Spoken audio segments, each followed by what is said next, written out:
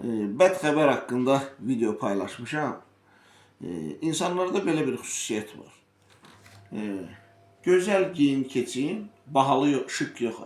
Sadəcə səliqəli, təmiz giyin keçin və bir dənə qısa video çək ki, mənə çox yaxşıdır. Mən şükürlüyəm. Hər şey qaydasındadır. Və görəcəksən ki, nə baxış sayı var, nə like var filan var. Bir dənə ancaq yesir formasında, rəzil vəziyyətində bir dənə video çək. Hətta səndən pis gündə olanlar da ora münasibət bildirəcək. Yəni deməzdim ki, bu pis xüsusiyyətdir. Bizim millət əl tutan millətdir, xeyirxah millətdir. Amma əksərən bunun kötülüyündə o durur ki, o Amerikan dəhşət filmlərin senarisini yazan müəllif var, yazıcı var.